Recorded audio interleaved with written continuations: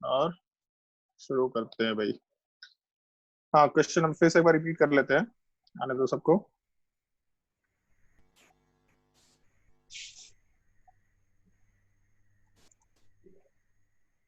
बोलो भाई, question number 1 से लेके 5 तक में कोई डाउट है किसी को?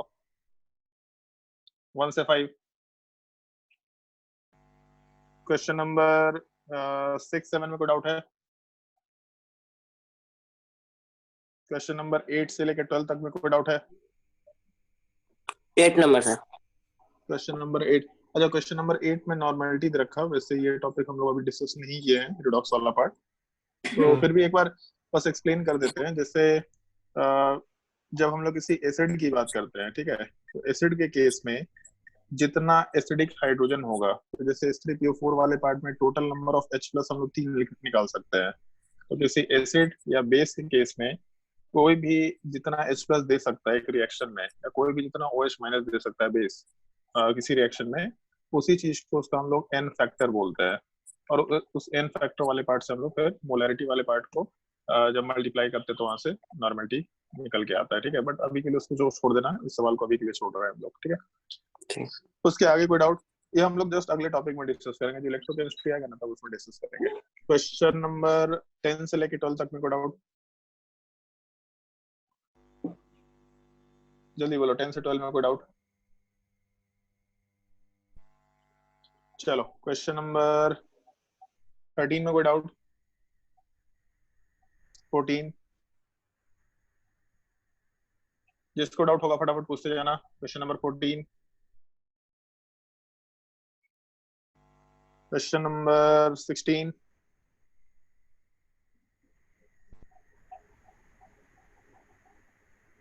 उसके बाद क्वेश्चन नंबर 27 से लेके 29। 29। Question number 29। Which of the following is the incorrect form of Rawls law? तो जैसे अगर रॉल्स लॉ बोला है तो इसमें एक चीज देख के मालूम पड़ रहा है, किसका डाउट है 29? मेरा सर, अमृत। अमृत, चलो ठीक है, ध्यान दो। जैसे एक चीज दिख रहा है यहाँ पे, पी सॉल्यूशन है, पी नॉट दे रखा, और एन एन टाइप का फैक्टर दे रखा है। तो लास्ट क्लास में जब डेरिवेशन करा रहे थे तो वहां पे नॉर्मली शायद बोला था कि कैपिटल एन वाला पार्ट सॉल्यूट होता है, number of moles of solute, और स्मॉल एन वाला part number of moles of solvent. अब ये एग्जैक्टली इसमें कन्वेंशन देना चाहिए कि होता क्या है, हम लोग को इतना याद रखना नहीं होता, बट चलो ठीक है, ट्राई करके देख लेते हैं। जैसे लास्ट क्लास में जब डेरिवेशन कर रहे थे हम लोग, उस टाइम पे आया था P solution is equal to P not A X A plus P not B X B, ऐसा फॉर्मूला लिखा था। यस और सर। इसमें, हाँ ठीक है, इसमें ऐसा भी था कि अगर हम लोग कोई नॉन वोलाटाइल सॉल्यूट पार्टिकल लेंगे, तो नॉन वोलाटाइल सॉल्यूट पार्टिकल का जो पी नॉट बी है वो 0 होगा, तो ये अपने काम का नहीं बच जाता है। तो यहाँ से हम लोग जो पी नॉट ए वाला पार्ट है, ये तो उसको वैसे ही छोड़ देते हैं, और एक्स ए वाले पार्ट को 1 माइनस एक्स भी लिख सकते हैं हम लोग। तो इस चीज को जब हम लोग थोड़ा सिंप्लीफाई करते हैं, तो सिंप्लीफाई करने के टाइम पे पी सॉल्यूशन और पी नॉट ए को दूसरे साइड लेके जा सकते हैं हम लोग, इज इक्वल टू, या फिर उल्टा कर देंगे तो ज्यादा बेटर निकल के आएगा ऑप्शन मेरे हिसाब से। हम लोग P not A minus P solution कर सकते हैं, तो यहाँ से जो माइनस वाला पार्ट आएगा, P not A minus X B वाला पार्ट, तो उस चीज को हम लोग प्लस साइन के साथ लिख सकते हैं, P not A into X B. तो जैसे बहुत सारे एक्सप्रेशन दे रखे हैं, सारे एक्सप्रेशन को मैच करा के देखना है अपने को। तो पी नॉट ए को दूसरे साइड लेके आ जाते हैं, तो यहाँ से P not A minus P S divided by P not A is equal to X B दे रखा। तो इस टाइप का कहीं कोई एक्सप्रेशन होगा तो उससे मैच करा के देखो। जैसे हाँ दे रखा, बी ऑप्शन में दे रखा P not A minus P S, अच्छा अपॉन पी नॉट ए नहीं दे रखा। तो तुम लोगों को लास्ट क्लास में एक और रिलेशन बताया था, वो भी शायद याद होगा, delta P upon P solution is equal to number of moles of B by number of moles of A. बताया था समृद्ध? Yes sir. तो इसमें करते क्या थे हम लोग कि जो राइट साइड में एक्सप्रेशन लिखा हुआ है अपना, इसका रेसिप्रोकल ले लेते थे हम लोग। तो रेसिप्रोकल लेते वक्त P not A divided by P not A minus P S is equal to 1 upon X P निकल के आता था। वहां से कैलकुलेशन करके देखते थे, एक्स बी वाले पार्ट को हम लोग number of moles of A, sorry number of moles of B divided by number of moles of A plus number of moles of B लिख के काम करते थे। तो ये पार्ट एक कैलकुलेशन करने लायक ठीक आता था। तो एक बार ट्राई करके देखना, उसी क्वेश्चन के हिसाब से ये पार्ट सॉल्व होगा। उसके बाद क्वेश्चन नंबर, आगे कोई डाउट है तो बताओ। क्वेश्चन नंबर 30, 31, 32, 33, 34 तक में। 30 और 33। 30 और 33 यार, इसमें ना जगह थोड़ा खाली नहीं है, तो एक काम करते हैं, तुम्हारे पास तो क्वेश्चन नंबर लिखा होगा, तुमको जो जो डाउट होगा उतना बोलते जाना। तुम लोग एक ब्लैंक शीट में इस चीज को एक्सप्लेन करते चले जा रहे हैं, और वो ब्लैंक शीट का पीडीएफ तुम्हारे ग्रुप में डाल देंगे ताकि तुमको चीजें क्लियरली मालूम पड़ जाए, ठीक है। कौन सा क्वेश्चन था, हम अपने स्क्रीन पे, लैपटॉप वाले स्क्रीन पे उस असाइनमेंट को निकाल लेते हैं।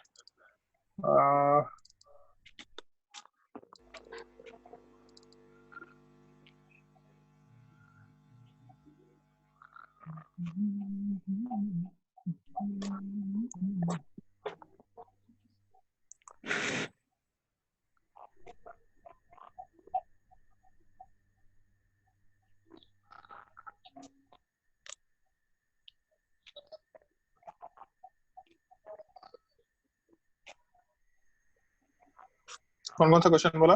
30 और 33। 30 या 30 तो बने लायक सवाल है मेरे हिसाब से। चलिए तो थियोरेटिकली है। The vapor pressure of a solution having solid as a solute and liquid as a solvent is। तो vapor pressure of a solution मतलब हम लोग PS की बात कर रहे हैं। तो PS वाले पार्ट का एक्सप्रेशन अभी जस्ट नीचे लिखा था, P not A X A, और P not B X B वाला पार्ट तो जीरो होता था क्योंकि हम लोग के पास सॉल्यूशन में सॉलिड दे रखा है। तो सॉलिड का मतलब वोलेटाइल होगा कि नॉन वोलेटाइल होगा Chandan? Non volatile. Solid evaporate नहीं कर सकता नॉर्मली, तो इसलिए नॉन वोलेटाइल होगा। तो P नॉट भी जीरो हो गया, तो बचा ये पार्ट। फिर उसके बाद आगे पूछा है vapour pressure of the solution is directly proportional to the mole fraction of solvent. तो एक्से वाला पार्ट सॉल्वेंट का मोल फ्रैक्शन है कि सॉल्यूट का मोल फ्रैक्शन है? सॉल्यूट का। सॉल्यूट का एक्से वाला पार्ट। पक्का? हाँ सर। अच्छा, ए वाला पार्ट सॉल्वेंट था कि सॉल्यूट था? नहीं सॉल्वेंट है सर, सॉल्यूट तो ये था, सॉल्यूट। हाँ चंदन, ए वाला पार्ट सॉल्वेंट था कि सॉल्यूट था? सॉल्यूशन।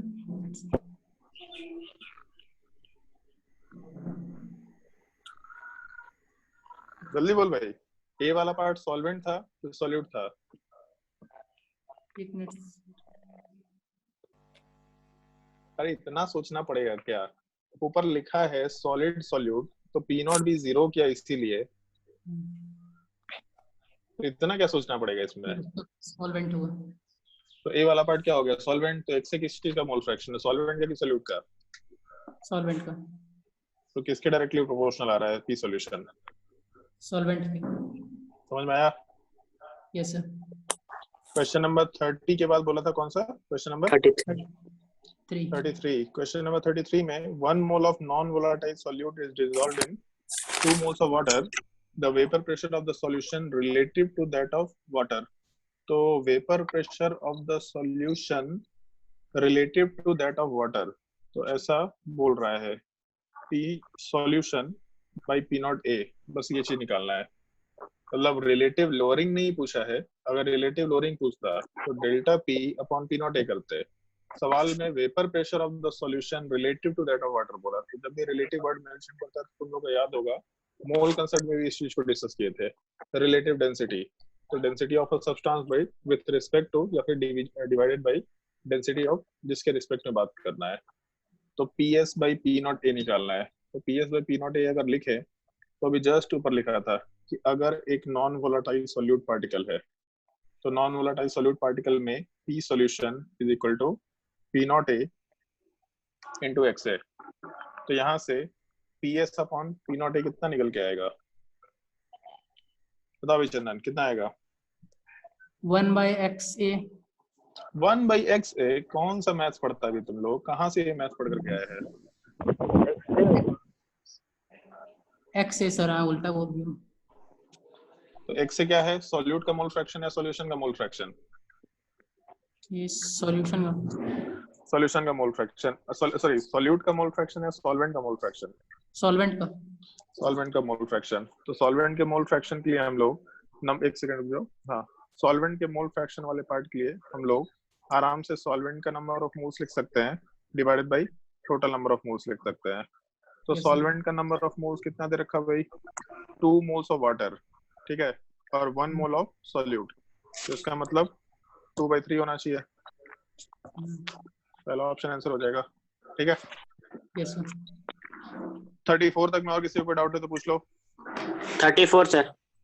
क्वेश्चन नंबर 34 वाले पार्ट पे नीचे के पार्ट को हटा रहे हैं अब। क्वेश्चन नंबर 34 को जब डिस्कस करेंगे तो 34 में the vapor pressure of a dilute aqueous solution of glucose is 750 mm of mercury at 373 Kelvin. The mole fraction of solute is कितने लोगों से बन गया सवाल? जिन लोगों से बन गया अपना हाथ रेज कर सकते हैं। तुम्हारे उसमें जूम ऐप में ऑप्शन होगा हाथ रेज करने का ऑप्शन। सुधांशु, चंदन और किसी से सवाल नहीं बना। डाउट केवल एक आदमी पूछ रहा है 34। तुम लोग के लिए बहुत ही स्ट्रिक्ट इंस्ट्रक्शन है, बहुत ज्यादा स्ट्रिक्ट। जो लोग क्वेश्चन सॉल्व करके आएंगे, जो लोग पढ़ाई करेंगे, केवल उन्हीं को हम लोग ऑनलाइन क्लास देंगे लाइव, ठीक है। नहीं तो लॉकडाउन खत्म होने का वेट करो, उसके बाद तुम्हारी क्लासेस आराम से शुरू होंगी। तो ये दो लोग पढ़ाई कर रहे हैं और जो डाउट पूछ रहे हैं, इन तीनों को ऑनलाइन क्लासेस देके इनका सिलेबस हम अलग से कंप्लीट करा देंगे 2 महीने में। हम इससे 15 लोगों को अलग से नहीं पढ़ाएंगे फिर। और जिन लोगों को पढ़ना होगा वो लाइव लेक्चर का जो रिकॉर्डिंग होगा वो नेट पे जाके देख लेना और वहां से अपना क्वेश्चन सॉल्व करना। और उसके जैसे ही लॉकडाउन खत्म होगा तो उसके बाद नॉर्मल क्लासेस शुरू कर लेंगे हम लोग, ठीक है। तो इस चीज का इंस्ट्रक्शन ध्यान रखना, अगर पढ़ना है तो पढ़ लो और अगर नहीं पढ़ना है तो फिर पढ़ाएंगे भी नहीं। मतलब एटलीस्ट हम लोग इतना मेहनत करके तो नहीं पढ़ा रहे कि अपना लॉकडाउन में हम लोग भी मस्ती छोड़ करके तुम्हारा पढ़ाई का ध्यान रखे हुए करेंगे सिलेबस कंप्लीट आराम से। अब तो नीट एक्सटेंड होगा, तो जब नीट एक्सटेंड होगा तो इतना क्या हड़बड़ी हम लोग को सिलेबस कंप्लीट करने का। चंदन को पढ़ाएंगे, सुधांशु को पढ़ाएंगे, अमृत को पढ़ाएंगे। चलो ध्यान दो। सुधांशु बताओ थोड़ा कैसे बनाया सवाल। सर इसमें प्योर वेपर प्रेशर को 760 ले सकते हैं ना हम लोग? एग्जैक्टली चलो ठीक है। हाँ अमृत, ये सुना है Yes. कभी हाँ सर। वाटर का बॉइलिंग पॉइंट कितना होता है? Boiling point 100 degree Celsius. कुछ दिख रहा है यहाँ पे, स्क्रीन में अंडरलाइन कर रहे हैं। हाँ सर। काम हो जाएगा। हाँ सर। तो एक चीज तो मालूम है, बॉइलिंग पॉइंट 373 है। और बॉइलिंग पॉइंट का मतलब भी 2-3 क्लास पहले बताया था तुम लोगों को कि बॉइलिंग पॉइंट का मतलब जब वेपर प्रेशर एक्सटर्नल प्रेशर के बराबर होता है, हाँ है कि नहीं? External sir. प्रेशर कितना होता है? 273। हाँ 373 180 प्रेशर नहीं 760 mm पे जी। हाँ ठीक है, 180 एम होता है, ठीक है। एटमॉस्फेरिक हाँ। प्रेशर एटीएम बोल देने रे। 180 एम हाँ। होता है। 180 एटीएम का मतलब यहाँ पे 750 mm दे रखा, तो 760 mm के टर्म में काम कर लेंगे, ठीक है। तो अगर प्योर वाटर लेते तो वाटर का बॉइलिंग पॉइंट हम लोग 100 डिग्री सेल्सियस पे आराम से कंसिडर करते हैं। इसका मतलब प्योर वाटर का 373 केल्विन पे जो वेपर प्रेशर है वो 760 होना चाहिए, हाँ। ठीक है। लेकिन यहाँ पे डाइल्यूट सॉल्यूशन दिया, और लास्ट क्लास में पढ़ा था जब भी हम लोग सॉल्यूशन बनाते हैं तो वेपर प्रेशर लोअर हो जाता है ना? हाँ। तो यहाँ पे वैल्यू कितना दिया है यहाँ पे? 750। तो 760 से कम होता हुआ दिख रहा है। हाँ। तो इसका मतलब वेपर प्रेशर लोअर हो गया, ठीक है। तो एक चीज मालूम पड़ गया कि वेपर प्रेशर का लोअरिंग है। अब सवाल ने पूछा क्या है, मोल फ्रैक्शन। तो तुम लोग एक चीज बताया था लास्ट क्लास में, जब मोल फ्रैक्शन का सवाल होगा तो जो रिलेटिव लोअरिंग का फॉर्मूला था उसको यूज करना। बट अगर नंबर ऑफ मोल्स हो या फिर पी सॉल्यूशन दे रखा हो या फिर मोलैलिटी हो तो फिर ये फॉर्मूला यूज मत करना, delta P upon PS use करना, बोला था ना? Yes sir. तो यहाँ तो मोल फ्रैक्शन का सवाल है, तो सीधा delta P upon P not A is equal to mole fraction बोल सकते हैं, मोल फ्रैक्शन ऑफ सॉल्यूट। और वही पूछा भी है, तो बेसिकली हम लोग को delta P upon P not A बनाना पड़ेगा। बन जाएगा? हाँ सर। पी नॉट ए कितना लिखेंगे यहाँ पे? P not 760। ठीक है, ओके। चलो भाई नेक्स्ट क्वेश्चन में बढ़ते हैं हम लोग। क्वेश्चन नंबर 35 से लेके 39 तक अगर कोई डाउट है तो पूछ लो। 35 30। चंदन हाथ डाउन कर सकता है, इतने देर हाथ रखेगा, वो खड़ा रखेगा तो फिर दर्द हो जाएगा हाथ। एक बार 36 दिखाइएगा सर। आई चंदन हाथ नीचे कर ले। 36 दिखाइएगा सर। हाँ ये भी शायद नहीं बना है। नहीं बनाया? नहीं सर। चलो ध्यान दो यार, ये बनने लैक्स वाले यार। The vapour pressure of water at room temperature is 23.88। मतलब रूम टेम्परेचर पे पी नॉट दे रखा है 23.88 के बराबर, ठीक है, यस सॉरी 23.8 के बराबर। The vapour pressure of an aqueous solution of sucrose with mole fraction of 0.1। तो एक्स इसका भी दिया मतलब हुआ है एक्स भी दे रखा है कितना, 0.1। 0.1। पूछा गया सवाल में पेपर प्रेशर बन जाना चाहिए सर, बन जाएगा सर। पीएस कैसे बनेगा? पी नॉट दिया हुआ है पीएस। अब पीएस निकालना है तो एक ही चीज तो इक्वेशन में डालेंगे तो पीएस निकल जाएगा ना। तो यहाँ लिख देते हैं बस, ठीक है। ये चीज तो जीरो है, पूरा काम का नहीं हाँ। रहेगा, क्योंकि सुक्रोज क्या है, सॉलिड सब्सटेंस जो उड़ता नहीं है, तो नॉन वोलेटाइल है, तो ये जीरो हो गया। तो x is equal to 1 minus X भी कर सकते हैं, तो 0.9 हो जाएगा, बाकी निकाल लेना, ठीक है। ठीक। आंसर कितना आना चाहिए वैसे, चारों ऑप्शन देख के बता। कैलकुलेटर नहीं करना है यूज, मतलब कैलकुलेशन नहीं करना है, देख के बता उस ऑप्शन। एक मिनट सर, फिर कैलकुलेशन कर रहा है। 0.9 कितना आएगा?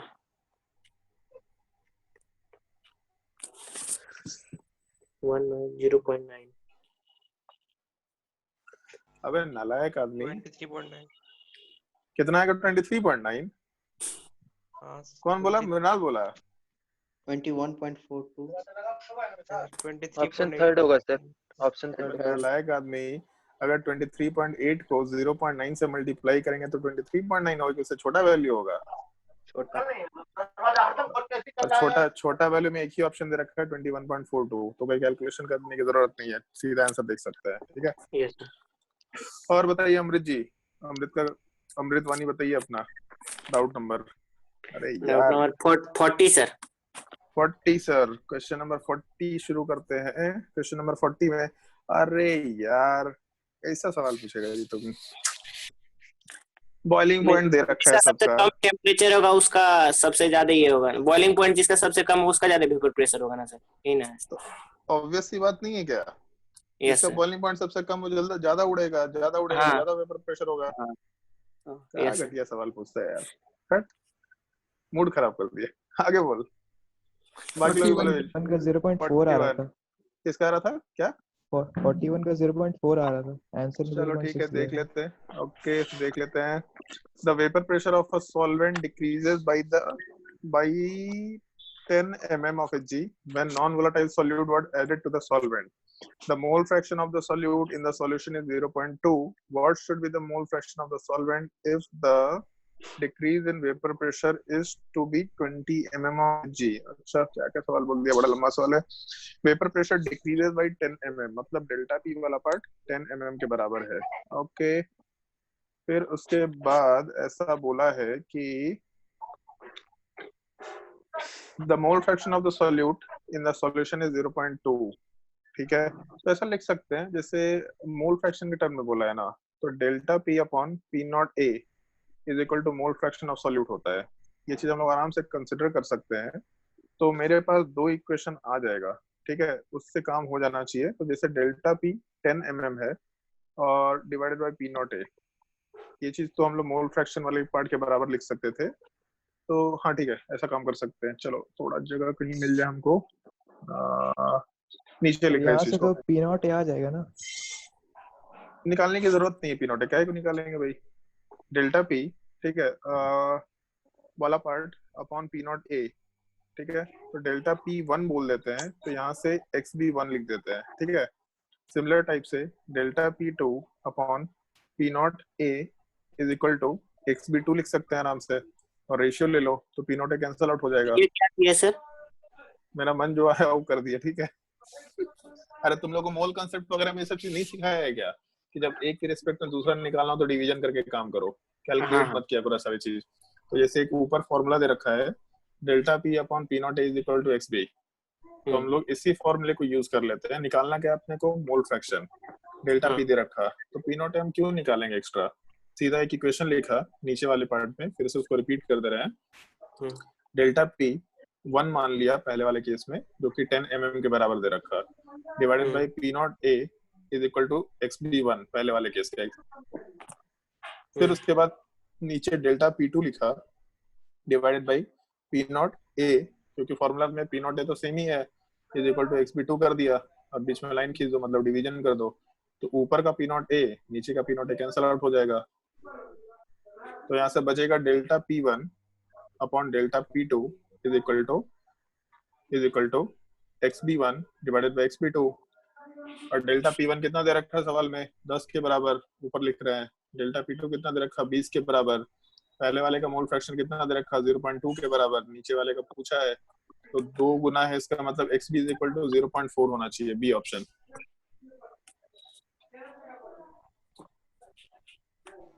दिया क्या आंसर इसमें सुधांशु? 0.6 दिया सर। नहीं 0 पूछा क्या, what should be the mole fraction. अच्छा सवाल में सॉल्वेंट बोला है ना भाई। अच्छा हाँ। अगर सॉल्वेंट बोला है तो उस केस में 0.6 हो जाएगा, सॉल्यूट वाला पार्ट था। चंदन समझ में आया सवाल? है चंदन?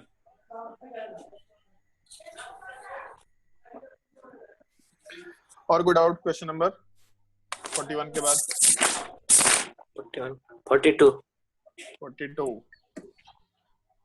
42 हम नहीं बताएंगे, सोच के देखो सवाल। Which of the following plot does not represent the behavior of an ideal binary liquid solution? Ideal solution का मतलब अभी के लिए बस ये समझ लो, जो भी सॉल्यूशंस रॉल्स लॉ फॉलो करते हैं उसको आइडियल सॉल्यूशन बोलते हैं। तो उसमें जब रॉल्स लॉ हम लोग बनाते थे तो कौन कौन सा ग्राफ लेके चलते थे, तो सारा का सारा ग्राफ वाला चीज यहाँ दे रखा है। तो उसमें ग्राफ के ऊपर इंफॉर्मेशन पूछा है कि ये वर्सेस ये का ग्राफ स्ट्रेट लाइन होगा, तो तुमको सोचना है, जो ग्राफ वाला पार्ट एक्सप्लेन किया गया था। ठीक है, ये एक बार ट्राई करके देखना, नहीं तो नेक्स्ट क्लास में डिस्कस करेंगे। ठीक है सर। और कोई डाउट 43 44 में? 43 sir. 43 The vapor pressure of a solution of 5 gram of non-electrolyte is 100 gram of water at a particular temperature is 2985 Newton per meter square. ठीक है, the vapor pressure of the pure water at that temperature is 3000 Newton per Newton meter square. The molecular weight of the solute is, तो जैसे unit change किया यहाँ पे, लेकिन vapour pressure of pure water मतलब P0 A दे रखा है 3000 के बराबर। और दूसरा vapour pressure of a solution in 100 gram of non-electrolyte, ठीक है, vapour pressure of solution of 5 gram of non-electrolyte in 100 gram of water is 2985, मतलब PS वाला पार्ट 2985 के बराबर दे रखा। तो P0 A मालूम है, PS मालूम है, तो यहाँ से डेल्टा P निकल के आ जाएगा, पहला चीज। दूसरा, अगर डेल्टा P निकल के आ गया तो सवाल में पूछा है molecular weight of the solute is, तो लास्ट क्लास में फॉर्मूला बताया था तुम लोगों को, मॉलिक्यूलर वेट वगैरह सब निकालना होगा तो रिलेटिव लोअरिंग यूज नहीं करेंगे, delta P upon PS use करेंगे। तो delta P upon PS is equal to number of moles of solute by number of moles of solvent हो गया। तो जो सॉल्वेंट का नंबर ऑफ मोल्स है, सॉल्वेंट तो वाटर है, तो 100 ग्राम बाई 18 कर सकते हैं। इसके जस्ट नीचे लिख रहे हैं डेल्टा P वाला पार्ट है 15 के बराबर, P सॉल्यूशन वाला पार्ट 2985 के बराबर, number of moles of solute is equal to weight of solute divided by, microphone off कर अपना, 5 अपॉन मोलर मास वाला पार्ट M के बराबर दे रखा। और जब सॉल्वेंट का नंबर ऑफ मोल्स निकालेंगे तो उसका वेट 100 ग्राम के बराबर दे रखा है और मोलर मास 18 होता है, तो यहाँ से सॉल्यूट का मोलर मास निकल के आ जाना चाहिए। सिंपल सवाल है, बस यूनिट वाले पार्ट को चेंज कर दिया है। थोड़ा और साइड में लिख देते हैं इस चीज को जो ऊपर लिखे हैं। डेल्टा P वाला पार्ट 15 के बराबर था, क्योंकि 3000 में से 2985 को हटाएंगे तो 15, delta P upon P solution मतलब 2985 is equal to number of moles of solute, तो वेट ऑफ सॉल्यूट 5 ग्राम था, divided by molar mass divided by number of moles of solvent. तो सॉल्वेंट वाले पार्ट का जो नंबर ऑफ मोल्स है ऊपर दे रखा है अभी 100 ग्राम के बराबर मास दे रखा वाटर का, तो इसका मतलब हम लोग weight 100 gram by molar mass 18 gram डाल के कैलकुलेशन कर सकते हैं। तो यहाँ से M वाला पार्ट कैलकुलेट हो जाएगा। समझ आया Amrit? Yes sir. Question number 44 में कोई डाउट?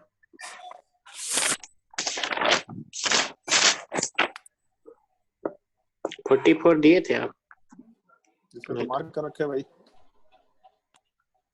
नहीं मेमोरी नहीं है, छूट गया मैं। चलो ठीक है, कोई नहीं।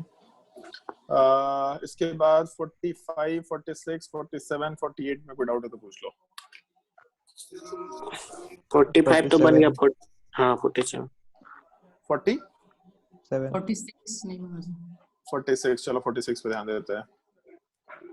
The vapor pressure of a pure liquid is decreased to 0.6 atm from 0.8 atm on addition of a non-volatile solute.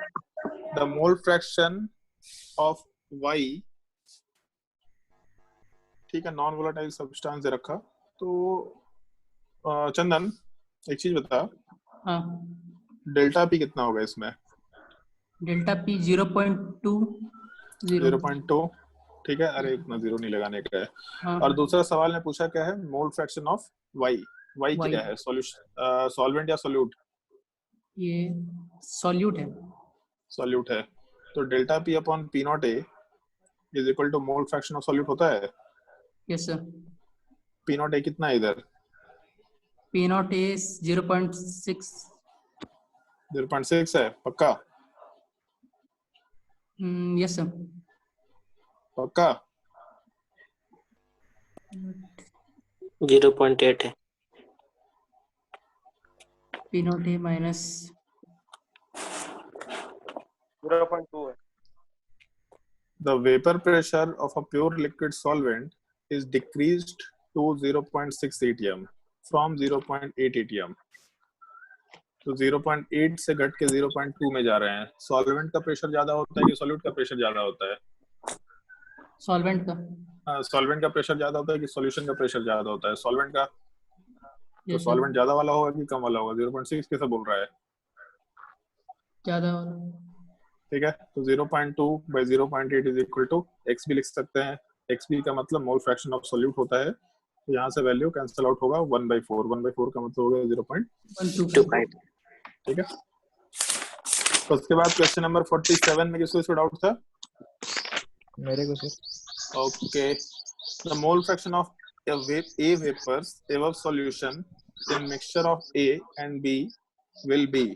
अच्छा, ये उसका सवाल जो दे रखा था, लिक्विड और वेपर वाले पार्ट के रिलेशन की बात कर रहे हैं। तो जैसे एक चीज तुम लोग को निहार सर बताए थे, जब हम लोग पार्शियल प्रेशर ऑफ ए की बात करते हैं, मतलब जैसे रॉल्स लॉ वाले पार्ट को हम यहाँ पे थोड़ा थोड़ा करके एक्सप्लेन कर रहे हैं, वापस से तो ढंग से देखना इस चीज को।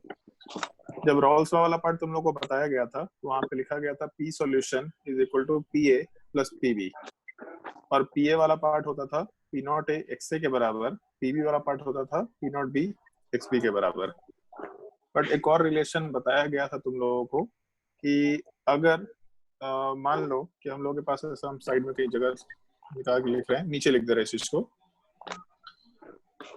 मान लो ऐसा एक सॉल्यूशन दे रखा है और बाहर ऊपर में हम लोग के पास जो वेपर है उसका फॉर्मेशन हो गया। तो ऊपर वेपर में टोटल प्रेशर को हम लोग पी सॉल्यूशन बोल रहे हैं, और इस पी सॉल्यूशन के टाइम पे जो वेपर है उसमें भी ए वाले पार्ट का कुछ पार्ट होगा, बी वाले पार्ट का कुछ पार्ट होगा। मतलब ए और बी दोनों के नंबर ऑफ मोल्स एग्जिस्ट करने चाहिए वेपर में।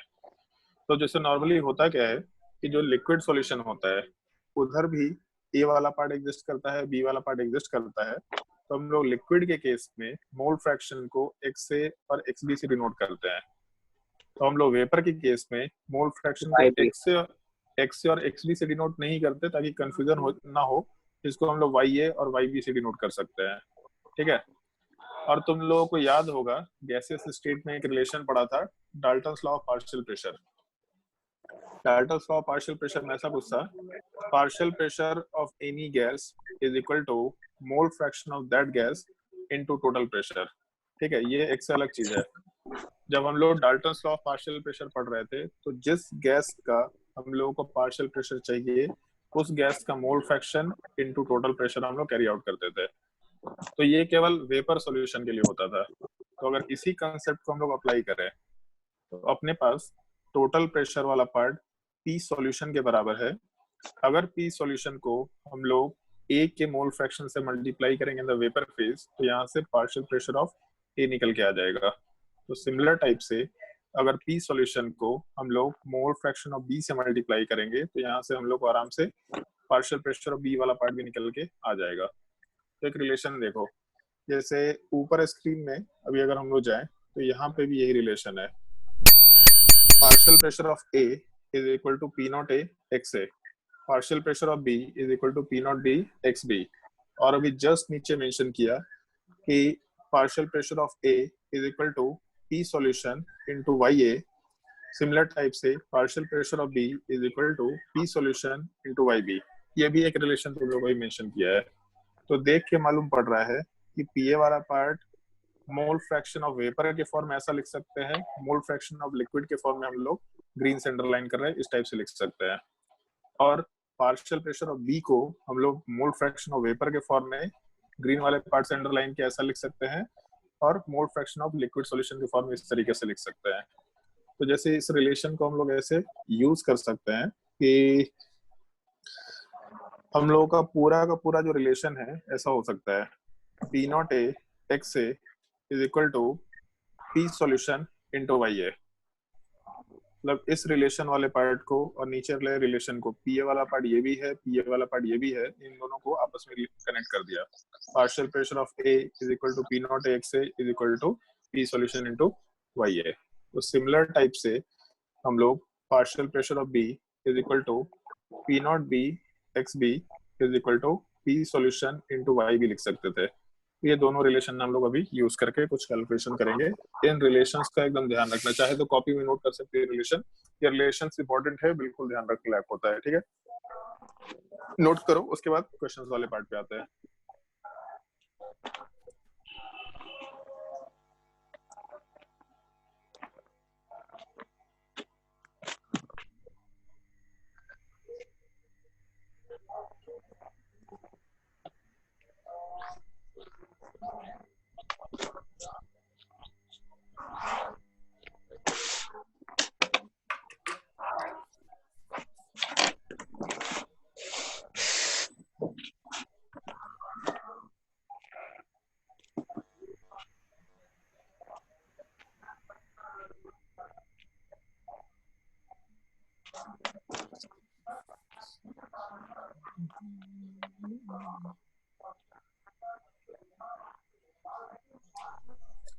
चलो भाई ध्यान दो सवाल पे। सवाल में पूछा है mole fraction of A vapours above solution in the mixture of A and B.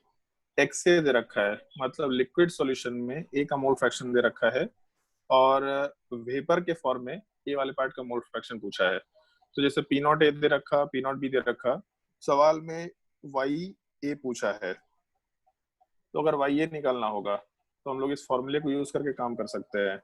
इस फॉर्मूले वाले पार्ट में जो रेड से अंडरलाइन किया, यहाँ से Y A is equal to आराम से P not A into X A divided by P solution वाला पार्ट मेंशन करके काम कर सकते हैं। तो जैसे अगर पी सॉल्यूशन है तो पी सॉल्यूशन निकाल लेते हैं हम लोग, P solution is equal to P not A X A plus P not B X B. इस फॉर्मूले से पी सॉल्यूशन निकाल लेते हैं, और वही पी सॉल्यूशन को जब यहाँ पुट करेंगे तो उससे बाकी बचा हुआ पार्ट भी निकल के आ जाना चाहिए।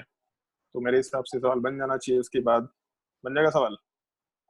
हाँ सर। एक बार ट्राई करके देख लो, आंसर निकाल के देख लो आंसर आ रहा है कि नहीं आ रहा। बाकी लोग भी ट्राई करके देख लो भाई, चारों ऑप्शन में से जो भी आंसर है उसको देख लो।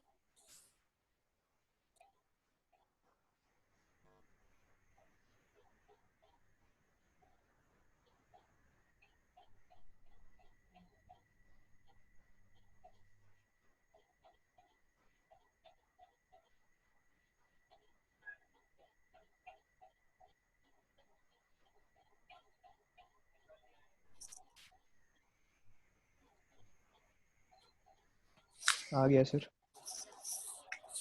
हाँ आगे बाकी लोग आ गया। आदित्य गौतम आया आंसर? हो ही नहीं रहा है, बढ़िया है। जब होमवर्क बोलते हैं तो उसको ट्राई तो करना नहीं होता है, तुम लोगों को तो बताने का भी नहीं है। 0.25 आया सर। तो हमको क्या मालूम सर, आंसर में है ना एक्चुअली 0.25। देखिए आंसर पलट के, आपको बुकलेट में दे रखा है। अबे तुम्हारे यहाँ रोज अनाउंसमेंट होता है ये ट्रेन का। सर ट्रेन चलते रहता है, क्या करे। आगे ट्रेन कहाँ से चल रहा है? 0.25 ही आएगा। है सर। चलो ठीक है। हाँ 0 पॉइंट क्या आ रहा है? 0.25। 0.25 आ रहा है पक्का? कि अमृत का आंसर यस सुन सर। करके बोल दिया? नहीं सर, वहां से तो ट्रेन का चलो आवाज आ रहा है। चंदन आंसर? आ गया सर। चलो ओके। उसके बाद क्वेश्चन नंबर 48 में किसी को कोई डाउट है तो पूछ लो। सर हाँ बन तो गया लेकिन उतना अच्छा से समझ में नहीं आया सर हमको ये क्वेश्चन। ये फॉर्मूला याद रखना है कि नहीं रखना है तुमको? ये फॉर्मूला बताए थे नहीं यार सर? क्या सर? ये फॉर्मूला बताए थे जो नीचे लिखा हुआ है स्क्रीन पे? ये यस सर। तो जो फॉर्मूला है इसके हिसाब से सवाल में पूछा क्या है? Sir 1 minute. 2 मिनट ले ले तो 1 मिनट क्यों लेगा?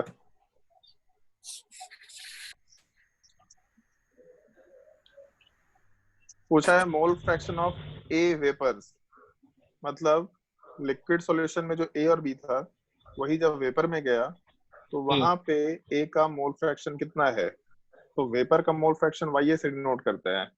अच्छा। समझ आया? हाँ और सर। अगर हम लोग ये जो ग्रीन वाला फॉर्मूला है, ग्रीन से अंडरलाइन कर रहे हैं, ये फॉर्मूला यूज यस। करें तो यहाँ से वाई कितना लिख सकते हैं हम लोग? वाई ये लिख सकते हैं P not x A by P S. वही लिखा हुआ है ऊपर, ऊपर ग्रीन से हाँ अंडरलाइन किया। हाँ तो वहां से पी सॉल्यूशन निकालना होगा, तो P solution is equal to ऐसा लिख सकते हैं। हाँ सर। और पी नॉट एक से हम्म। बन जाएगा। Yes sir. चलो ओके। Question number 48। 48 में कोई डाउट है तो पूछो। है सर। है okay. The vapor pressure of pure benzene and toluene are 160 and 60 torr respectively. The mole fraction of toluene in the vapor phase in the contact with equimolar solution of benzene and toluene. यार अब बना करके देखो इस सवाल जो ऊपर बताया एग्जैक्टली सेम सवाल है। Mole fraction in the vapour phase बोला है, ठीक है? Yes sir. तो वाई वाई बी वाले पार्ट के बारे में पूछा है, ट्राई करके देखो एक बार सवाल, और अगर फिर भी नहीं बनता तो फिर पूछते हैं। 2 मिनट का टाइम है सबके पास, और जिससे पूछेंगे उसको बताना पड़ेगा कैसे बनाया।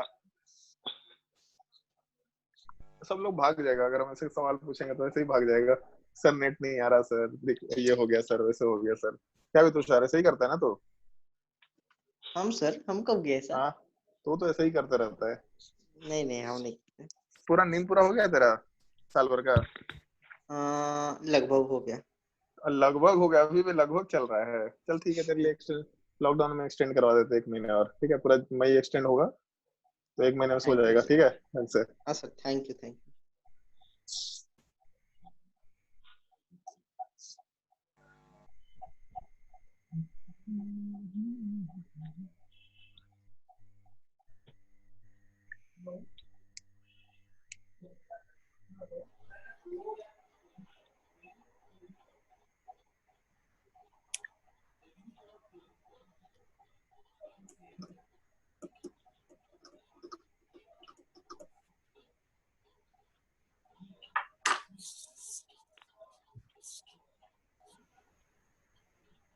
इसमें तो मोल फ्रैक्शन दिया हुआ ही नहीं है। किसका मोल फ्रैक्शन नहीं दिया हुआ है? बेंजीन टोल्यूइन का। अरे पगला आदमी, आगे दिया इक्विमोलर सॉल्यूशन। इक्विमोलर का मतलब सुना है कभी मोल कंसेप्ट में?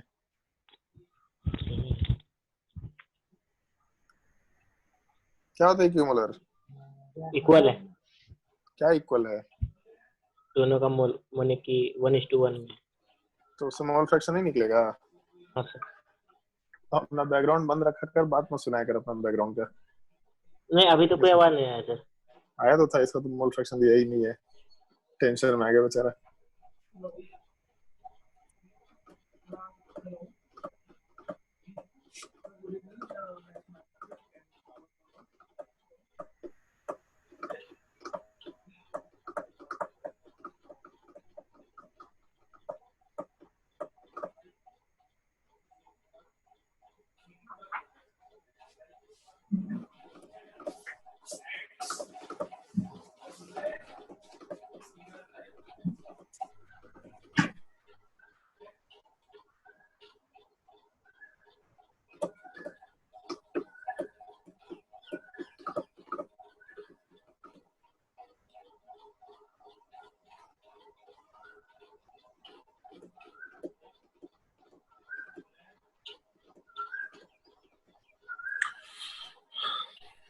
बना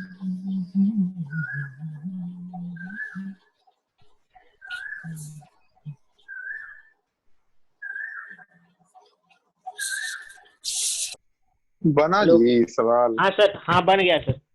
चलो हो ध्यान गया दो। सर। बन गया सर। बढ़िया, एक शॉर्टकट बताते हैं तुम लोगों को, ध्यान दो।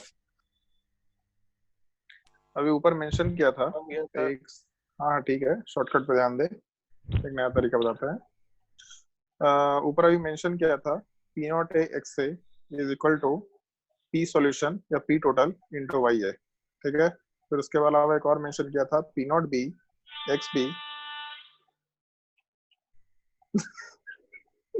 मतलब खबर ना आते ही तरफ ऑडियो मतलब ऑडियो म्यूट कर लिया। P not B X B is equal to P solution into Y B, ठीक है। तो जब भी कभी ऐसा सवाल देगा तो बार बार पी सॉल्यूशन मत निकालना, उसका बहुत ज्यादा कोई फायदा नहीं होता है, ठीक है। इसका रेशियो ले लेना, ये दोनों फॉर्मूला लिखना ऊपर नीचे और रेशियो ले लेना। तो जैसे ही रेशियो लेंगे तो पी सॉल्यूशन तो कट जाएगा, तो यहाँ से बचेगा P not A into X A divided by P not B into X B is equal to Y A upon Y B. और इससे हम लोग सवाल ज्यादा इजीली सॉल्व कर सकते हैं, मतलब पूरा इक्वेशन सॉल्व इतना नहीं करना है। जैसे सवाल में दे रखा है vapour pressure of pure benzene 160 torr, तो पी नॉट ए 160 टॉर हो गया। उसके अलावा एक्स ए, तो अगर इक्विमोलर सॉल्यूशन है तो इक्विमोलर का मतलब नंबर ऑफ मोल्स दोनों का 1 के बराबर होगा, तो या फिर 1 भी नहीं, इक्वल मोल्स होंगे। अगर इक्वल मोल्स होंगे तो उस केस में मोल फ्रैक्शन वाला पार्ट आराम से हाफ के बराबर निकल के आ जाएगा दोनों का। तो P not A into X A मतलब 160 into half divided by P not B वाला पार्ट 60 इंटू मोल फ्रैक्शन वाला part half is equal to Y A upon Y भी लिख सकते हैं। तो यहाँ से हाफ भी कैंसिल आउट हो जाएगा, जीरो कैंसिल आउट कर देते हैं और बाकी बचेगा यहाँ पे 2 से डिवीजन किया तो 8/3 निकल के आना चाहिए। तो इस चीज को थोड़ा साइड में लिख रहे हैं, नीचे वाले पार्ट को मिटा रहे हैं हम। जैसे जो ऊपर अपना इक्वेशन निकल के आया उस इक्वेशन वाले पार्ट में ऐसा लिख सकते हैं हम लोग 8/3 is equal to Y A upon Y B. तो जब भी कभी इस तरीके का रेशियो निकल के आएगा मोल फ्रैक्शन का, तो यहाँ से वाई ए लिखने का तरीका होता है 8 डिवाइडेड बाई 8 प्लस 3 मतलब 8/11। वाई बी लिखने का तरीका 3 डिवाइडेड बाई 8 प्लस 3 3/11। तो अपना आंसर हो जाएगा 8/11 और दूसरा 3/11। सवाल में पूछा क्या है, the mole fraction of toluene, मतलब बी वाला पार्ट पूछा है, तो बी वाला पार्ट हो जाएगा 3/11। 3/11 का मतलब हो गया 0.27, ऑप्शन बी आंसर होना चाहिए अपना। अब अमृत समझ में आया तेरे को? Yes sir. ये तरीका ध्यान रखना है, बाकी लोग भी पी सॉल्यूशन कैलकुलेट मत करना, इस तरीके से कैलकुलेशन थोड़ा फास्ट रहेगा। सीधा रेशियो निकाल लो और रेशियो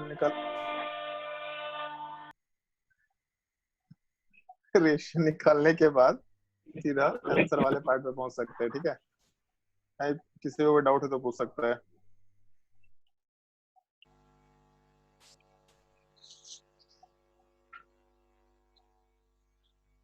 जल्दी बोलो भाई, कोई डाउट? नोट कर लो सॉल्यूशन को, फिर आगे बढ़ते हैं। आज लास्ट क्लास में रिलेटिव लोडिंग और वेपर प्रेशर बता दिया था ना तुम लोग को? हाँ सर। चलो ठीक है, तो इसके अगले टॉपिक में चलते हैं हम लोग। इसके अगले वाले में था अपना सॉल्यूशन एंड कोलिगेटिव प्रॉपर्टी में एलिवेशन एंड बॉइलिंग पॉइंट। अच्छा हाँ ठीक है, चलो भाई हम लोग आते हैं एलिवेशन एंड बॉइलिंग पॉइंट वाले टॉपिक पे। तो जैसे जब हम लोग रिलेटिव लोडिंग और वेपर प्रेशर की बात करते हैं उस चीज को ढंग से सुनना जो चीज समझा रहे हैं। जैसे मान लो कि अगर हम लोग रिलेटिव लोडिंग और वेपर प्रेशर की बात करते हैं तो एक चीज तो अभी तक मालूम पड़ गया कि जब भी कभी हम लोग किसी प्योर सॉल्वेंट में सॉल्यूट डालेंगे नॉन वोलेटाइल, तो सॉल्यूट डालने के वजह से हमेशा एक चीज फिक्स है कि वेपर प्रेशर घटेगा ही घटेगा, ठीक है। तो जैसे मान लो कि हम लोग 100 एटीएम पे थे पहले, तो 100 एटीएम वाले पार्ट से मान लेते हैं वेपर प्रेशर घट के, सॉरी 100 टॉर पे थे तो वेपर प्रेशर घट के मान लेते हैं 10 टॉर के बराबर हो गया। या फिर ऐसा भी ले सकते हैं कि हम लोग का प्रेशर 1 atm के बराबर था, जैसा ही उसमें नॉन वोलेटाइल सॉल्यूट पार्टिकल डाले तो प्रेशर घट के मान लेते हैं 0.9 atm हो गया। तो जैसे अगर हम लोग अपने बेसिक डेफिनेशन के हिसाब से काम करें बॉइलिंग पॉइंट का, व्हाट इज बॉइलिंग पॉइंट? तो बॉइलिंग पॉइंट में ये बोला था जिस टेम्परेचर पे पूरे के पूरे लिक्विड वाले पार्ट का वेपर प्रेशर 1 atm के बराबर या बेसिकली एटमॉस्फेरिक प्रेशर के बराबर हो जाता है, जो कि हम लोग नॉर्मल कंडीशन में 1 atm मान के चलते हैं। तो जिस टेम्परेचर पे हम लोग के सॉल्यूशन का प्रेशर या सॉल्वेंट का प्रेशर, बेसिकली लिक्विड का प्रेशर बाहर वाले प्रेशर के बराबर होता है, उस टेम्परेचर को हम लोग बॉइलिंग पॉइंट बोलते हैं। तो अगर मान लो कि वाटर होता तो 100 डिग्री सेल्सियस पे वाटर 1 atm प्रेशर शो करता, बट जैसे ही इसमें मान लेते हैं 100 डिग्री सेल्सियस में मेंटेन कर रखे हैं उसको, और उसमें कुछ नॉन वोलेटाइल सॉल्यूट पार्टिकल डाल दे, तो जैसे ही उसमें नॉन वोलेटाइल सॉल्यूट पार्टिकल डालेंगे तो प्रेशर वाला पार्ट डिक्रीज होकर के 0.9 atm के बराबर हो जाएगा। तो अब 0.9 atm हो गया प्रेशर, तो बाहर का प्रेशर जो एटमॉस्फेयर का था तो 1 ही atm है, जबकि अंदर लिक्विड का प्रेशर 0.9 हो गया। इसका मतलब ये है कि हम लोग का प्रेशर डिक्रीज कर गया। तो हम लोगों को 0.9 से वापस से 1 atm में जाने के लिए थोड़ा हीटिंग देना पड़ेगा, मतलब टेम्परेचर को इंक्रीज करना पड़ेगा। ऐसा होना चाहिए क्योंकि हम लोगों के पास प्रेशर 0.9 है, लेकिन बॉइलिंग पॉइंट का मतलब होता है एक्सटर्नल प्रेशर के बराबर अंदर का वेपर प्रेशर। तो प्रेशर कम हो जाने की वजह से हम लोगों को एक्स्ट्रा टेम्परेचर बढ़ाना पड़ेगा या एक्स्ट्रा हीट देना पड़ेगा, ताकि फिर से सॉल्यूशन का प्रेशर बढ़ के 1 atm के बराबर हो जाए। तो जब हम लोग पहले वाटर को 100 पे रखे थे तो अपना काम हो जा रहा था, बट जैसे ही उसमें नॉन वोलेटाइल सॉल्यूट पार्टिकल डाले तो वेपर प्रेशर कम होने की वजह से अब उसी वाटर को 100 के जगह पे थोड़े हाइयर टेम्परेचर पे हो सकता है, 110 हो सकता है, 120 हो, उससे मतलब नहीं है, बस उसको थोड़े हाइयर टेम्परेचर पे लेके जाना पड़ेगा ताकि हम लोग आराम से 1 atm के बराबर प्रेशर पे पहुंच पाए। तो यहाँ से हम लोग का आराम से जो बॉइलिंग पॉइंट है वो इंक्रीज कर गया। तो वही चीज यहाँ दे रखा है, एलिवेशन इन बॉइलिंग पॉइंट। तो ऐसा बस मेंशन किया theoretically, due to presence of solute it is difficult to vaporise the solution, it is difficult to boil, it is difficult to freeze. वो बस एक छोटा सा पॉइंट दे रखा है, लेकिन इस चीज को एक्सप्लेन करने के लिए हम लोग मोस्टली डायग्राम की बात करते हैं। जैसे it is difficult to boil, it is difficult to freeze, वो भी एक्सप्लेन किया तुम लोगों को। कि हम लोग का प्रेशर घट जाता है तो हम लोग को एक्स्ट्रा हीट देना पड़ता है, मतलब बॉइलिंग पॉइंट इंक्रीज कर जाता है। तो इसलिए हम लोग टर्म यूज करते हैं एलिवेशन इन बॉइलिंग पॉइंट। बस ध्यान ये रखना कि बॉइलिंग पॉइंट जो बढ़ रहा है उसका एलिवेशन हम लोग डेल्टा टी से डिनोट करते हैं। डेल्टा टी का मतलब जो अपना फाइनल बॉइलिंग पॉइंट है माइनस जो अपना इनिशियल बॉइलिंग पॉइंट है, क्योंकि इनिशियल बॉइलिंग पॉइंट कम होगा, फाइनल ज्यादा होगा, तो इन दोनों के बीच का जो गैप होता है उस चीज को हम लोग डेल्टा टीबी से डिनोट करते हैं, चेंज इन बॉइलिंग पॉइंट या फिर एलिवेशन इन बॉइलिंग पॉइंट। और लास्ट क्लास में इसे बताया था बॉइलिंग पॉइंट कॉलिगेटिव प्रॉपर्टी नहीं होता, elevation in boiling point colligative property है। मतलब डेल्टा टीबी कॉलिगेटिव प्रॉपर्टी है, बट टीबी वाला पार्ट कॉलिगेटिव प्रॉपर्टी नहीं है। इस एक चीज का थोड़ा ध्यान रखते हुए काम करना है, ठीक है। तो जैसे एक ये ग्राफ है जिसके बेसिस पे हम लोग को सारा चीज एक्सप्लेन करना होता है, और ग्राफ जो है हम लोग मैथमेरी से जो बुक है उसी निकाल रखे हैं, मतलब काफी अच्छा इसमें डायग्राम दे भी रखा है। तो उसमें जैसे दो पार्ट है एक्चुअल में ग्राफ का, अगर ढंग से देखो तो उसमें एक ये पार्ट है जिसको रेड से मार्क कर रहे हैं हम,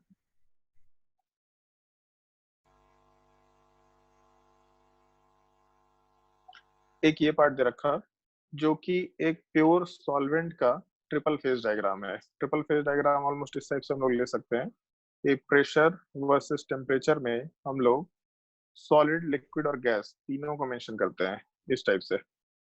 और उसमें होता क्या है नॉर्मली, जैसे ये जो पॉइंट है इस पॉइंट को हम लोग ट्रिपल पॉइंट बोलते हैं।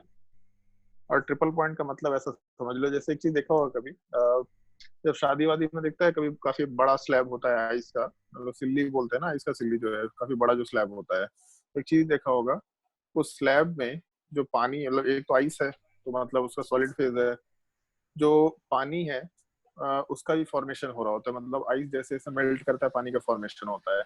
और एक और चीज देखा है क्या तो लोगों ने, इवोपरेशन भी हो रहा होता है, वहां से वेपर निकल रहा होता है, ऐसा देखा है कभी? Yes sir. Muskan, yes sir. Muskan देखा है ऐसा कभी?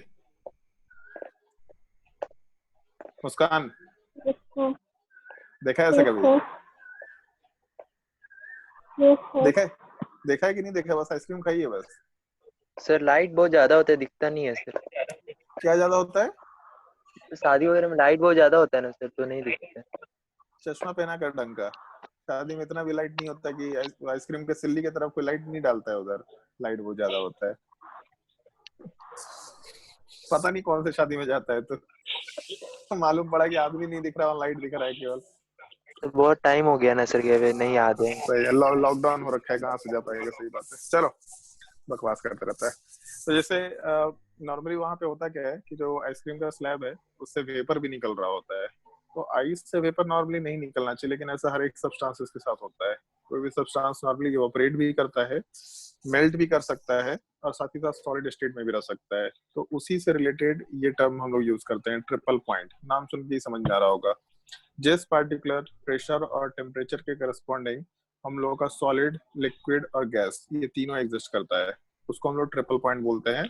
तो जहां पे सॉलिड वाले पार्ट का लाइन जो रेड वाले पार्ट से मेंशन किया है, गैस वाले पार्ट का लाइन जो नीचे के डायरेक्शन में दे रखा, और गैस वाले पार्ट का लाइन, सॉरी, जो गैस वाला पार्ट नीचे के डायरेक्शन में दे रखा, लिक्विड वाला पार्ट ऊपर के डायरेक्शन में दे रखा, जहां पे ये मर्ज हो रहा है जो ब्लू वाला पॉइंट है, इस चीज को हम लोग ट्रिपल पॉइंट आराम से बोलते हुए काम कर सकते हैं। अच्छा सर, गैस नीचे रहता है, गलती बना दी जाता है। हाँ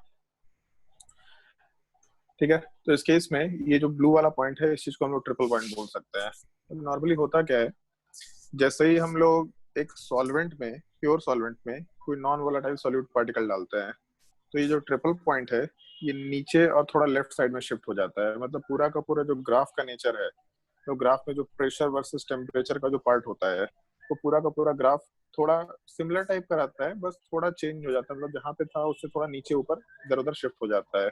तो बस उसको याद ऐसा रखना कि थोड़ा नीचे और थोड़ा लेफ्ट में शिफ्ट हो जाता है। तो पहले हम लोग का ट्रिपल पॉइंट ब्लू वाला था, और अभी ट्रिपल पॉइंट नीचे ग्रीन कलर से मार्क कर रहे हैं। ग्रीन वाला पार्ट अपना ट्रिपल पॉइंट बन के आ जाएगा। तो उसमें होता क्या है, जैसे जब हम लोगों का ट्रिपल पॉइंट नीचे शिफ्ट होता है और थोड़ा लेफ्ट में शिफ्ट होता है, तो जो पूरा का पूरा ग्राफ है वो भी ग्राफ भी नीचे जाता है, थोड़ा लेफ्ट में जाता है। उसमें बस ये जो सॉलिड वाला पार्ट है, सॉलिड और यहाँ जो गैस है, इसके बीच का जो ये रेड लाइन है, इस रेड लाइन वाले पार्ट में कोई फर्क नहीं पड़ता, ये सेम टाइप से रहता है।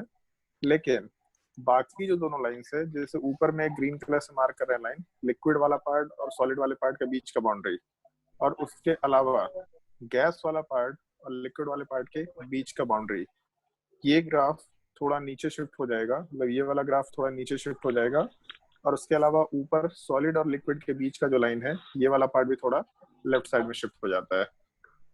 तो उससे थोड़ा सा एक वेरिएशन निकल के आता है सर तो रेशियो तो सेम रहेगा ना? रेशियो वाले पार्ट से हम लोग को मतलब भी नहीं है। रेशियो वाले पार्ट एक्चुअल में रेशियो का कहीं कोई यूज नहीं होता है, लेकिन प्रेशर के करस्पॉन्डिंग जो टेम्परेचर है उसमें चेंजेस होता है। जैसे मान लो कि हम लोग ऐसा बात करते हैं कि ऐसे तो इसमें ग्राफ में दे रखा है, लेकिन हम उसको यूज नहीं कर रहे हैं। मान लो हम कहीं पे एक प्रेशर मार्क करते हैं, ठीक है, यहाँ पे 1 atm प्रेशर मार्क किया, तो 1 atm के करस्पॉन्डिंग अगर हम लोग इस ग्राफ को कट करते हैं, तो उस ग्राफ के करस्पॉन्डिंग हम लोग का जो भी पॉइंट आया टेम्परेचर स्केल पे, तो जैसे लिक्विड और गैस, अगर इसके बीच के ग्राफ की बात करेंगे, तो लिक्विड और गैस का कन्वर्जन जो है उस टाइम पे हमेशा हम लोग बॉइलिंग पॉइंट की बात करते हैं। जब सॉलिड और लिक्विड होता है तो वहां पे हमेशा हम लोग मेल्टिंग पॉइंट की बात करते हैं। जब सॉलिड और गैस होता है तो वहां पे हमेशा हम लोग सब्लिमेशन टेम्परेचर की बात करते हैं। तो जो लिक्विड वाला पार्ट है और नीचे जो गैस वाला पार्ट है, इन दोनों के बीच का जो सेपरेशन है, अब इसको ब्लू कलर से मार्क कर दे रहे हैं, इन दोनों के बीच का जो सेपरेशन है, ये सेपरेशन वाला पार्ट बॉइलिंग पॉइंट के पार्ट को एक्सप्लेन कर रहा होगा। तो जब हम लोग 1 atm के करस्पॉन्डिंग एक लाइन खींचे, तो उससे करस्पॉन्डिंग जो भी लिक्विड और गैस वाले पार्ट के बीच का पार्टीशन है, जब भी कभी हम लोग दो अलग अलग स्टेट्स के पार्ट को सेपरेट करते हैं तो हम लोग टर्म यूज करते हैं इंटरफेस। तो अब हम लोग यही टर्म यूज करेंगे, इंटरफेस। तो जो जो लिक्विड और गैस इंटरफेस है, मतलब जो ब्लू वाला लाइन है, इसको जहां पे भी 1 atm के करस्पॉन्डिंग हम लोग कट करेंगे, उसके हिसाब से हम लोग जो भी टेम्परेचर निकालेंगे, इस चीज को हम लोग एक नॉर्मल बॉइलिंग पॉइंट आराम से बोल सकते हैं। ये अपने बोलने का नॉर्मली तरीका होगा। तो लेकिन मान लो जैसे ये चीज हम लोग पहले ही पढ़े हैं कि अगर हम लोग एक्सटर्नल प्रेशर बढ़ाते हैं तो बॉइलिंग पॉइंट बढ़ जाता है। तो उसको यहाँ से देख के समझ सकते हैं कि मान लो अगर हम लोग 1 atm की जगह पे 2 atm पे चले गए, तो 2 atm के करस्पॉन्डिंग जब हम लोग लाइन खींचेंगे, तो जहाँ पे लिक्विड गैस इंटरफेस कट होगा उससे करस्पॉन्डिंग जो अपना टेम्परेचर आएगा वो टेम्परेचर वाला पार्ट थोड़ा इंक्रीज्ड है। इसका मतलब जब हम लोग एक्सटर्नल प्रेशर 1 atm से 2 atm पे लेके गए तो 1 atm से 2 atm पर लेके जाने की वजह से अपना बॉइलिंग पॉइंट वाला पार्ट भी इंक्रीज कर जाता है। तो इस चीज का भी ध्यान रखना होता है। एक्सटर्नल प्रेशर के करस्पॉन्डिंग में हम लोग आराम से अपने बॉइलिंग पॉइंट को इंक्रीज कर सकते हैं। लेकिन हम लोग को यहाँ पे उस चीज को एक्सप्लेन नहीं करना होता है। हम लोग का मतलब होता है कि हम लोग बॉइलिंग पॉइंट को किस तरीके से बढ़ा रहे हैं। तो जैसे मान लो कि अगर हम लोग बॉइलिंग पॉइंट कंसिडर करेंगे तो बॉइलिंग पॉइंट तो हमेशा 1 atm के करस्पॉन्डिंग होता है।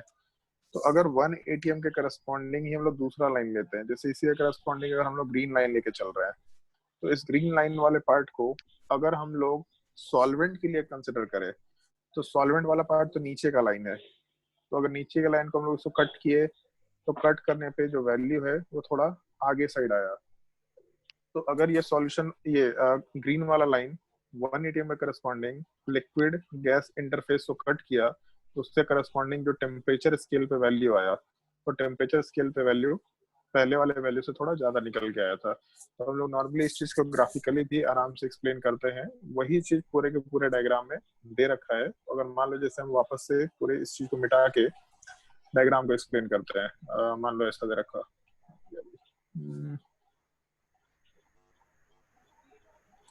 हाँ, मान लो हम लोग डायग्राम वाले पार्ट पे आते हैं। तो सवाल में ऐसा दे रखा है ऊपर 1 atm है उससे करस्पॉन्डिंग जो लाइन है जब वो प्योर सॉल्वेंट वाले पार्ट को कट किया तो वहां पे हम लोग को नॉर्मल बॉइलिंग पॉइंट निकल के आ गया। फिर जब वही सॉल्यूशन वाले पार्ट को कट किया तो उससे करस्पॉन्डिंग जो टेम्परेचर निकल के आया उसको हम लोग टी बी से डिनोट कर देते हैं। टी एक जगह नॉर्मल वाला पार्ट टी नॉट बी हुआ, दूसरी जगह टी बी।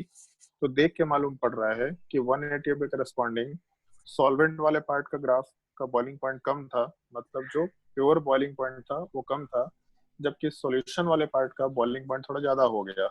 तो यहाँ से हम लोग डेल्टा टीबी वाला part is equal to T B minus T not B के बराबर आराम से मेंशन करते हुए काम करते हैं। तो ग्राफिकली केवल हम लोग को इस चीज को समझना होता है कि जब हम लोग एक सॉल्वेंट वाले पार्ट में एक सॉल्यूट डाल देंगे नॉन वोलेटाइल तो उसकी वजह से बॉइलिंग पॉइंट क्यों इंक्रीज कर रहा है, किस तरीके से इंक्रीज कर रहा है। एक्चुअल में जैसे होता क्या है, जो हम लोग इससे रिलेटेड फॉर्मूला पढ़ते हैं वो सारा का सारा फॉर्मूला हम लोग इस ग्राफ से डिराइव करते हैं। वो डेरिवेशन अपना बिल्कुल काम का नहीं होता, इसलिए हम उस चीज से मतलब नहीं होगा।